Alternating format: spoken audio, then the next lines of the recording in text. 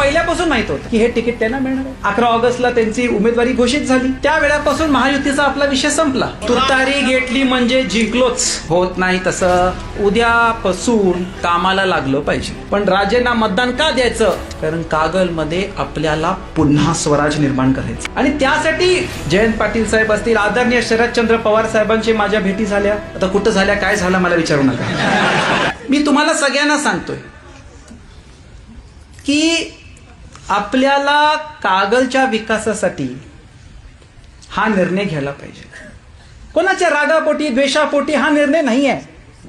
मला पहिल्यापासून माहित होतं की हे तिकीट त्यांना मिळणार आहे. 11 ऑगस्टला त्यांची उमेदवारी घोषित झाली.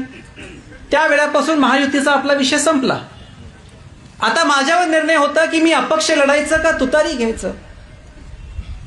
विषय आता माझा राहिलाच नाही. विषय आपल्या गटाचा राहिला नाही. विषय कागल विधानसभेचा आहे. कागल गडिंग्लज उत्तूच आहे.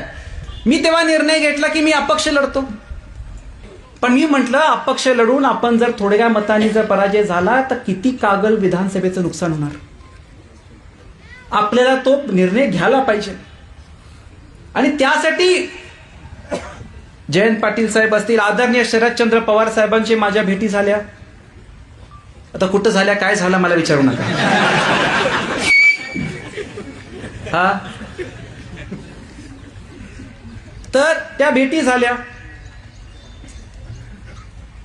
त्यांनी मला तीच विनंती केली की विचार करा. मी म्हटलं तो निर्णय मी स्वतः घेऊ शकत नाही. ते निर्णय ज्यांच्यामुळे मी इथं आहे, ज्यांच्यामुळे तुम्ही मला बोलवत आहे. आज समरजित घाटगेंना पवार साहेब फोन करून सांगतात की भेटायला या, म्हणजे निरोप देऊन भेटायला या म्हणतात. मी त्यांना भेटलो. जयंत पाटील साहेब कोणामुळं? तुमच्यामुळं. माझी पात्रता कोणामुळं? तुमच्यामुळं, कागलच्या लोकांमुळं आहे. त्या लोकांना विचारल्याशिवाय मी निर्णय घेऊ शकत नाही. आणि त्यामुळं मगाशी पाटील साहेबांचा फोन आला. 3 वाजेपर्यंत येतील, तुम्ही सगळी परत या, त्यांची आपण चर्चा करू आणि त्यानंतर पुढची दिशा ठरवू. पण एक आहे, हा जर निर्णय घेतला तर उद्यापासून कामाला लागलं पाहिजे. तुतारी घेतली म्हणजे जिंकलोच. होत नाही तसं. बरोबर, तसं होत नाही.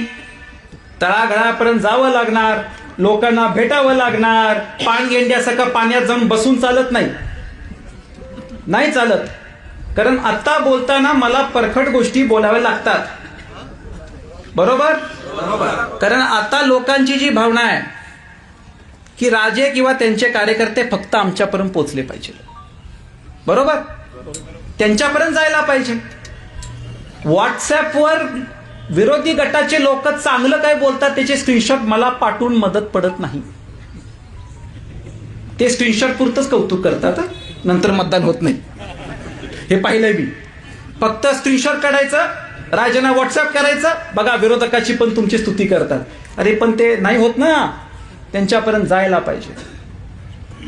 कुठल्या पण पक्षातले असो, कुठल्या पण पार्टीचे असो, कुठल्या पण विचाराचे असो, त्यांच्याकडे जाऊन एकच म्हणायचं की राजेंना मतदान का द्यायचं.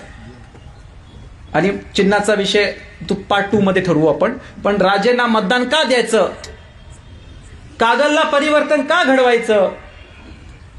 कारण मी आता 2 शब्द सांगतो तुम्हाला. कारण कागलमध्ये आपल्याला पुन्हा स्वराज निर्माण करायचं. पुन्हा स्वराज्य.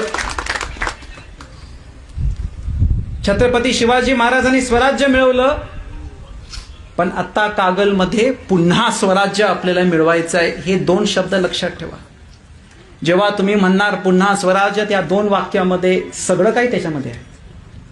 कशाला पुन्हा स्वराज मिळवायचं, का मिळवायचं, हे 2 त्या शब्दामध्येच आहे.